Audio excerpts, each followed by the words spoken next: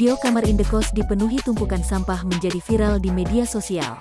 Kisah itu diunggah oleh akun TikTok @ongdev77, Selasa tanggal 9 Maret tahun 2021. Dalam video itu, terlihat sampah pembungkus makanan cepat saji yang sudah menumpuk. Ada botol plastik hingga pembungkus makanan lainnya yang memenuhi kamar indekos tersebut.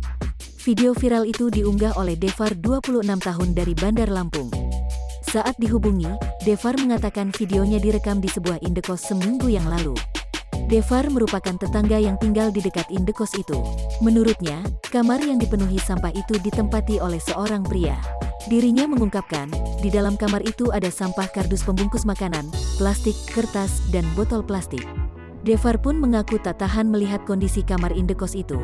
Selain itu, di dalam kamar tersebut juga tercium bau yang tak sedap.